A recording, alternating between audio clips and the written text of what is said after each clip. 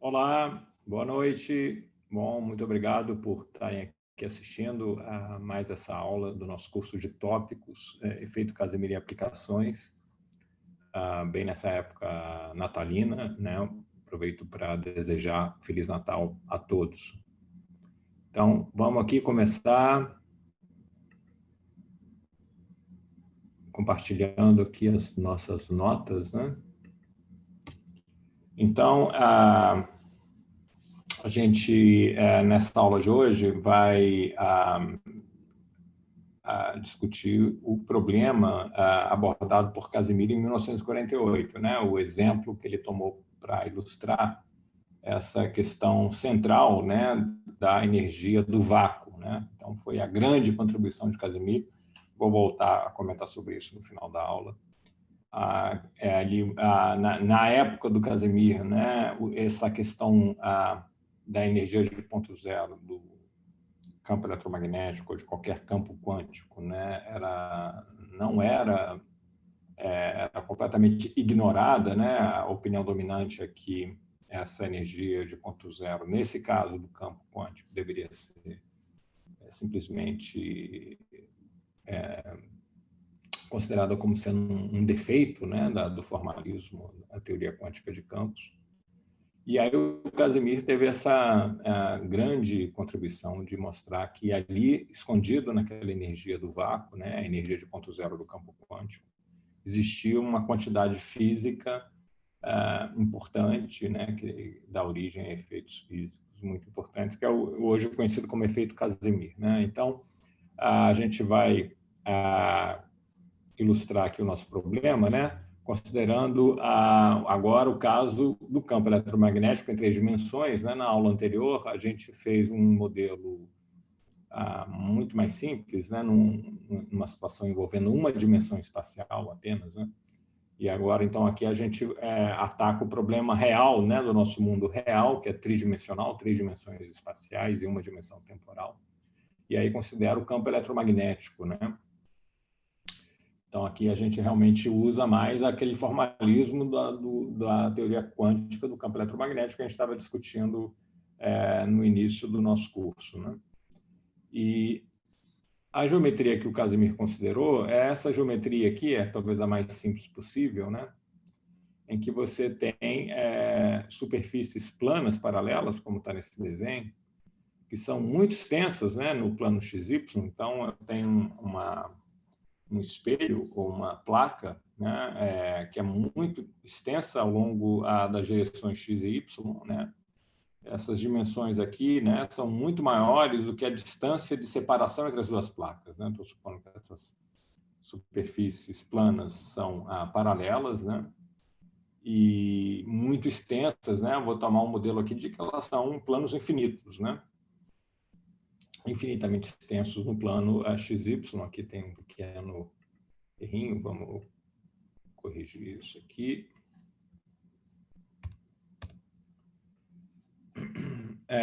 Além disso, o Casimir tomou esse modelo que é muito idealizado para metais, né?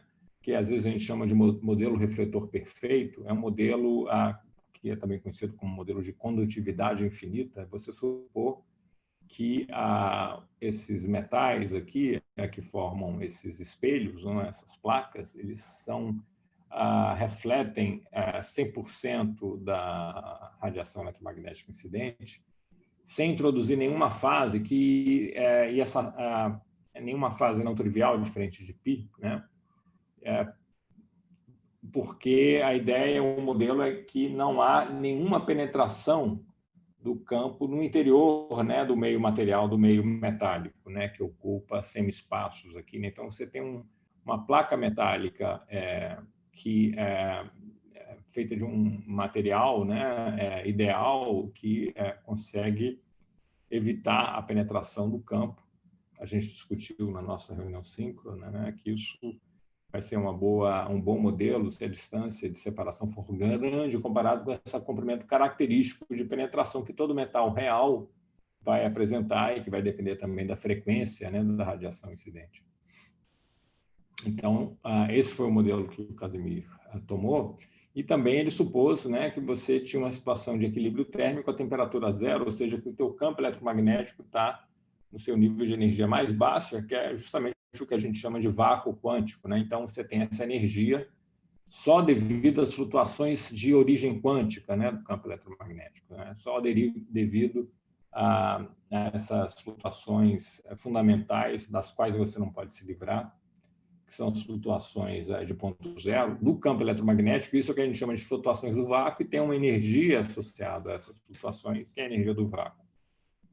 Bom, então, para implementar, né, o cálculo da energia do vácuo, né, a gente vai, como a gente fez no caso em uma dimensão, né, esse cálculo aqui em 3 dimensões, né, vai seguir as mesmas etapas. A gente vai primeiro obter uma expressão para a energia do vácuo e depois a gente vai subtrair a contribuição do espaço livre para obter o que a gente chama de energia de Casimir, né? Para a gente obter essa energia do vácuo, a gente precisa entender um pouquinho sobre como é a estrutura desses modos, né, do campo eletromagnético na presença dessas duas placas perfeitamente refletoras. Então, o primeiro passo é definir uma base de vetores de polarização, né? Lembra que quando a gente faz lá a quantização, né, tem aquela base de vetores que geram um espaço vetorial de dimensão 2, né, que geram todos os vetores perpendiculares ao vetor K. Né? Lembra que a gente está falando aqui de ondas transversas, né? Então, o campo elétrico e o campo magnético são perpendiculares ao vetor K, para cada valor de K, cada valor do vetor de onda. Mas, então, eu tenho que definir uma base. Aqui a gente define uma base de polarização linear, que são duas direções muito bem adaptadas a essa geometria desse problema, a esse problema, esse sistema aqui em que eu tenho essa superfície refletora plana, né, com seu vetor normal, o Z-chapéu, né? Repara aqui a maneira como eu defini os eixos cartesianos, né? Z é a direção que liga as placas, né? É um eixo perpendicular ao plano das placas. E então essas placas estão em um plano paralelo ao plano XY, né, como está no desenho aqui. Então, Z é a direção normal, e se eu tenho um certo vetor de onda K aqui, essas duas direções, a normal, a superfície, né, que é a direção do eixo Z, e o vetor de onda K, conjuntamente definem um plano, né, desde que eles não sejam paralelos ou antiparalelos, né, mas se eles não forem paralelos ou antiparalelos, o vetor de onda e a normal definem um plano. Esse plano a gente chama de plano de incidência. É o plano gerado por K, e aqui faltou, né? É o plano gerado pelo vetor de onda K e pela normal, né? E essa normal aqui, no caso, é o Z-chapéu, né? O vetor unitário Z-chapéu ao longo do eixo Z. Então, uma vez que eu tenho esse plano definido, essas duas direções de polarização linear, né, que definem a minha base de polarização, vão ser definidas em relação a esse plano de incidência, né? Essa que é a base bem adaptada a esse problema de reflexão por uma interface plana, né? É a base que diagonaliza, né, esse problema de reflexão e, eventualmente, refração, se eu tiver um meio dielétrico, né, por uma interface plana. Então, essas duas direções de polarização linear são definidas em termos desse plano de incidência da maneira natural, né? Então, eu tenho uma direção que é perpendicular a esse plano de incidência, né? Então, quando o campo elétrico é perpendicular a esse plano de incidência, eu digo que eu tenho uma polarização transversal elétrica, TE, né? E esse desenho aqui ilustra, né, como é que é essa situação. O campo elétrico aqui ele tem que ser perpendicular ao K, né? Mas, além de ser perpendicular ao K, ele é perpendicular também à direção do eixo Z. Então, ele é perpendicular a esse plano de incidência gerado por K e Z-chapéu. Aí, em contrapartida, né, eu sei que essa onda plana, né, nessa onda plana, o vetor campo elétrico, o vetor campo magnético e K formam um triângulo direto. Então, o B ele é paralelo a esse plano de incidência. Ele é perpendicular ao K, mas ele não é perpendicular ao Z, né? Ele, na verdade, é um vetor que é paralelo a esse plano gerado por K e Z. Então, quer dizer, então essa palavra transverso aqui, né? Aqui está faltando um S, vamos corrigir aqui. Essa palavra transversal, ela se refere sempre à direção do campo elétrico, tá? Que convenção, né? A onda eletromagnética tem, claro, também um campo magnético, né? Mas ela se refere à direção do campo elétrico. Quando eu digo transversal elétrico, é o campo elétrico transversal ou perpendicular ao plano de incidência. E é claro, a outra direção, né, que define a minha base, como essa base é ortogonal e ambos são perpendiculares a K, vai ser essa direção aqui, né? Então, a outra polarização, eu chamo de transversal magnética, é quando o campo elétrico está nessa direção aqui, que é perpendicular a essa outra, e essa direção aqui é tal que o B seja perpendicular a esse plano, por isso que ela é chamada de transversal magnética, né? Então, é a base que eu obtenho fazendo uma transformação de dualidade, né? Trocando E por B, B por menos E, né? Eu tenho o outro modo, né? O outro tipo de polarização, que é a que eu chamo de transversal magnético. Aqui, vamos chamar, que eu estou mostrando aqui, né? TM, né? Então, é quando o B é perpendicular ao plano de incidência. Vamos escrever aqui para ficar bem claro.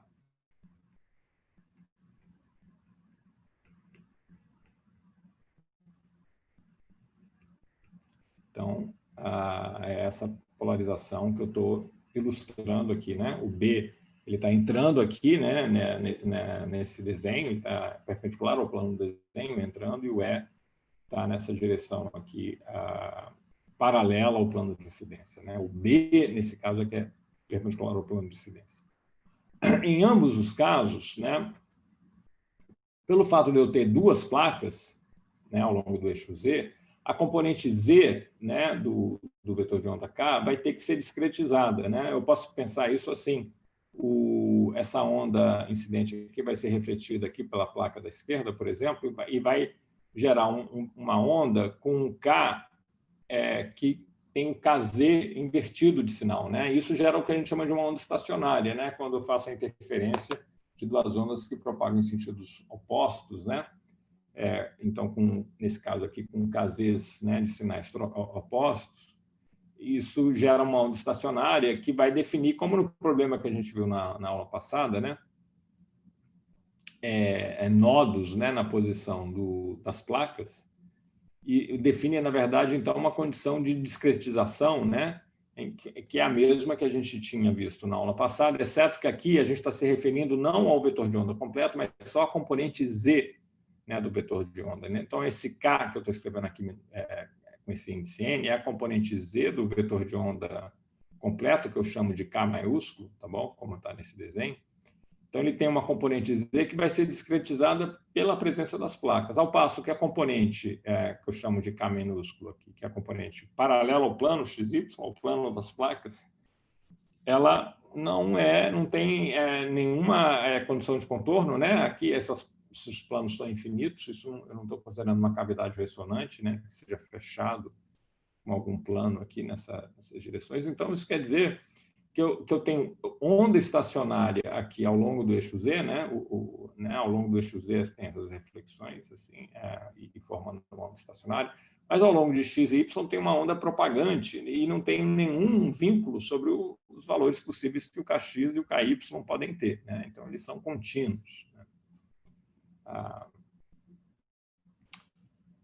Uma questão importante aqui é o seguinte: esse KZ, né, no caso lá em uma dimensão, ele era dessa forma, e o N ele tinha que ser um inteiro positivo, não podia ser zero, né? Era que nem o probleminha, né, da corda vibrante presa nas extremidades, né? É a mesma condição de discretização do número de onda, né, que eu tenho nesse probleminha da corda presa em ambas as extremidades. Mas aqui, para uma polarização, eu posso ter n igual a zero, né? Quando eu tenho n igual a zero, isso quer dizer que o KZ é zero, né? Isso significa, então, que eu não tenho dependência em Z. Então, dizer que eu não tenho, dizer que o Kz é zero é a mesma coisa que dizer que, para esse caso específico, o meu vetor de onda seria o próprio Kzinho, né? Ou seja, um vetor de onda paralelo ao plano XY. Aqui, para simplificar o desenho, eu botei um vetor de onda paralelo ao eixo X, né? Mas ele poderia estar em qualquer direção no plano XY. Isso seria tipo um modo guia de onda, né? Uma onda propagante que propaga paralelo, né, ao plano dos espelhos, né? Eu posso ter isso se eu tiver polarização TM, tá bom? Como está ilustrado aqui. Em polarização TM, eu tenho um campo elétrico perpendicular à placa, e esse campo elétrico, então, né, como ele não depende de Z, porque a componente Z do vetor de onda é nula, ele não varia ao longo de Z aqui, né? Isso significa que ele tem esse valor uniforme ao longo de Z e ele vai ter esse valor aqui finito na superfície da placa. Isso eu posso ter nessa placa perfeitamente refletora? Eu posso, porque essa placa perfeitamente refletora, ela pode ter uma densidade de carga, né? Tá certo? Um metal lá, eu vou ter uma densidade de carga, por exemplo, para ter, né? O que eu quero é a condição que o campo elétrico seja zero aqui dentro, né? Tá bom? Eu posso garantir que o campo elétrico seja zero aqui dentro, tendo uma carga positiva aqui, né? Tá certo? Essa carga positiva vai gerar um campo aqui para dentro que vai cancelar esse campo que está para a direita, porque essa carga positiva gera um campo para a esquerda, né? Tá certo? Em outras palavras, ele está garantindo, né, a maneira que eu posso obter essa densidade de carga a partir da componente normal desse campo elétrico.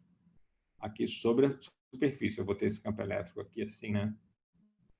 E essa densidade de carga é proporcional à componente Z desse campo elétrico aqui sobre a superfície. O que eu não posso ter é uma componente normal do campo magnético, né? Por causa da equação dividir B igual a zero, né? O dividir B sendo zero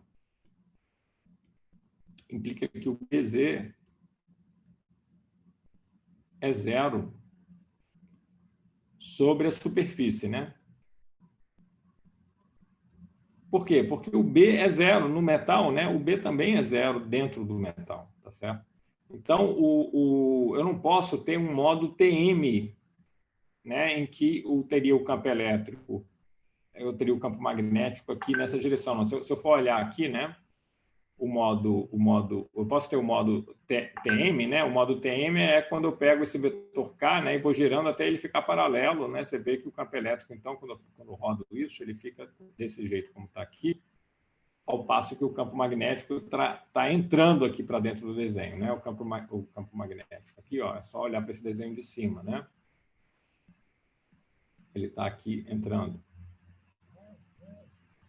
Agora, se eu for buscar uma polarização TE desse jeito, que seja essa propagação rasante, né, paralela às placas, eu vou ter um problema, porque aí eu vou ter um B normal, né, aqui, mas isso não pode, porque aí eu teria uma descontinuidade do B, o que significaria que eu ia violar essa condição do dividido B ser nulo, né?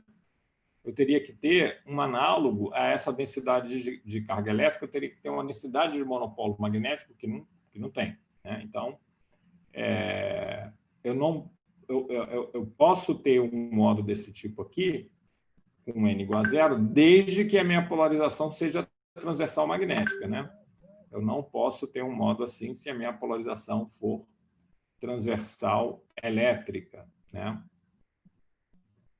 Quer dizer, eu não posso pegar esse modo aqui e ir rodando o K para ficar um K paralelo ao plano, porque isso ia violar as equações fundamentais da eletrodinâmica, né?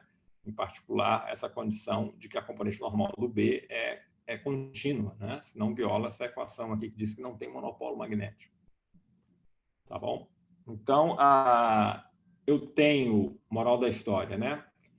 Para a polarização TE, é exatamente como no problema em uma dimensão, para o campo escalar, os valores de Kn são dados por isso aqui, mas se eu tenho polarização TM, eu tenho que também contabilizar o n igual a zero, que são esses modos rasantes. Isso é tudo que eu preciso saber, eu não preciso saber muito detalhe mais sobre como são esses modos para fazer esse cálculo aqui da energia do vácuo e da energia de Casimir. Porque o que eu preciso são as frequências dos módulos normais. Olha, a frequência do módulo normal é C vezes o módulo do K. Né? Como eu já sei que o KZ é dessa forma e o K, né, é contínuo aqui, né? Então, eu guardo esse K minúsculo, que é componente no plano XY, né? Para formar o módulo do vetor K tridimensional, né? Tem a componente Z ao quadrado e as componentes X e Y ao quadrado, né? Esse K quadrado é a soma dos quadrados das componentes X e Y. Esse cara que aparece aqui.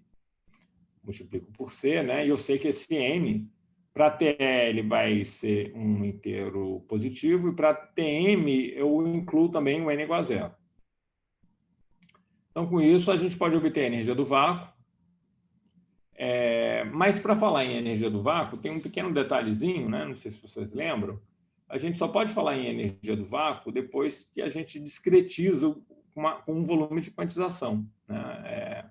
É só naquele caso que eu tenho o conceito de fóton e eu consigo escrever o hamiltoniano do campo em termos da energia de ponto zero, né? Porque aí o comutador de Acma-Cruz dá uma delta de Kronecker, né? E não uma delta de Dirac, que é uma quantidade infinita. Então, eu só posso falar em energia do vácuo realmente discretizando o Kx e o Ky. Eu não preciso discretizar o Kz com volume de quantização, porque aqui já tem uma discretização física, né, real, de um objeto físico real ali, que é a placa, a superfície desses espelhos que existem realmente, né? Eu preciso só discretizar o Kx e o Ky, em vez de ser um volume de quantização, então vai ser uma área de quantização. Eu só preciso fazer essa discretização em duas dimensões ali, né? Porque ao longo da direção Z já é discreto, por uma questão física, né? Por uma questão do problema físico da presença dessas placas reais. Então, eu preciso definir, ao invés de um volume de quantização, preciso definir uma área de quantização. Preciso discretizar o Kx e Ky. E aí, eu tomo uma condição de contorno ao longo das direções x e y, né? De período L, como a gente tinha discutido na aula anterior, né? Isso define uma área de quantização, que é L ao quadrado. Então, vou dizer que esses meus modos são tais que são funções periódicas de x e y, né? Isso é uma coisa, é um artifício de cálculo, que no mundo real, para essa placa real, não existe nenhuma condição de contorno periódica, mas isso não tem muito problema, desde que esse período, né, eu coloque ele para infinito no final do cálculo, né, que tenha sempre em mente isso, que esse período L, que define o lado desse quadrado de quantização, né, no plano XY, ele tem que ser muito grande, né? Em particular, ele tem que ser muito maior do que o comprimento, a distância entre essas duas placas, que é o que eu chamei de A, né? Então, a natureza da condição de contorno não deve importar no final, né? E eu tenho que manter sempre em vista esse fato de que esse quadrado de quantização que eu coloco no plano XY, né, para discretizar Kx e Ky, tem dimensões muito maiores do que essa dimensão física aqui do meu problema, né, que é a distância entre as duas superfícies, a distância A entre as duas superfícies. Ok, então, diante disso, né, aí eu uso o resultado que eu já tinha discutido lá na aula passada. Para eu ter a condição de contorno periódica, discretiza, né, esse vetor no plano XY dessa forma, né? 2π sobre L, e nx aqui um inteiro qualquer, pode ser negativo, inclusive. Isso aqui define, então, ondas propagantes, mas que são periódicas de período L, tanto ao longo de x como ao longo de y. Tá certo? Porque quando eu escrever, vamos só lembrar isso aqui, a gente já discutiu isso, mas quando eu for escrever elevado a i kx, por exemplo, com kx dado por isso aqui, né, eu vou ter elevado a i 2π sobre L, nx, né? X, e se eu trocar aqui x por x mais L, eu vou ter esse cara aqui, né, vai me dar aqui um elevado a 2πi vezes nx. Com nx inteiro, isso é 1. Né? Então, isso está mostrando que esse cara é igual ao valor que eu tenho em x mais L, tá certo? Ela é periódica de período L, para qualquer nx inteiro, tá certo? Então, essa condição de contorno periódica define esses Ks, né, discretos, dados por essa expressão aqui, com nx e ny, varrendo todo o conjunto dos números inteiros. Portanto, eu chego nessa expressão aqui da energia do vácuo, que tem aqui essa separação que eu faço, né? Vamos lembrar, né, que a gente tinha visto que para Tm eu tenho n igual a zero. Então, esse modo, a energia de ponto zero associada desse modo com n igual a zero, Tm, eu estou escrevendo ele separado aqui, essa primeira parcela que aparece aqui, né? Então, eu estou fixando aqui nessa primeira parcela esse modo específico com n igual a zero, é aquele modo, né, que propaga aqui, né, na direção paralela às placas, né? É essa primeira parcela aqui. Aqui eu só tenho uma polarização possível, que é a TM, a gente discutiu que não tem contribuição TE. Então, é só uma polarização que aparece aqui com n igual a zero. Mas aí eu tenho todos os possíveis valores de K, né? O Kzinho minúsculo paralelo ao plano XY. Eu tenho que somar sobre todos os possíveis NX e NY, que cada valor de NX e NY vai definir um certo modo, né? Mas eu não somo sobre polarização. A polarização é só TM. Já para os N's positivos, eu sempre vou ter duas polarizações para cada Kzinho e para cada Nzinho, né? Lembrando que esse Nzinho aqui, que começa de 1 aqui nessa soma, define, né, o valor da componente Z do vetor de onda, né? É esse Kn que aparece aqui, que é dado por essa expressão, né? O Nzinho define quem é o Kn. Então, um dado modo é descrito por três índices, né? O Nzinho, que define o Kz, o Nx e o Ny, que define o Kx e o Ky, e pela polarização. Aqui, a partir de n igual a 1, né, eu tenho sempre essa degenerescência, né? Dois modos de polarizações ortogonais, TE e TM, com a mesma frequência, porque essa expressão para frequência aqui não faz referência nenhuma a qual polarização que eu tenho, né? Então, eu vou ter um fator 2, né, devido à existência de duas polarizações transversais com o mesmo vetor de onda, né? Tá certo? Portanto, com a mesma frequência, né? Então, a partir de n igual a 1, eu levo em conta o fato de que tem duas polarizações para cada vetor de onda possível, né? Daí esse fator 2 que aparece aqui. Então, isso é a energia de ponto zero, levando em conta todos os possíveis modos, né, para essa geometria, com essas placas planas paralelas. E isso é o que eu chamo da energia do vácuo, a energia do campo no seu estado mais fundamental, né? Então, esse é o ponto de partida para o cálculo que o Casimir fez em 1948, né? A gente vai discutir isso. Então, na segunda parte dessa aula, eu vou dar uma parada aqui. A gente vai retomar num segundo vídeo aqui que eu vou fazer.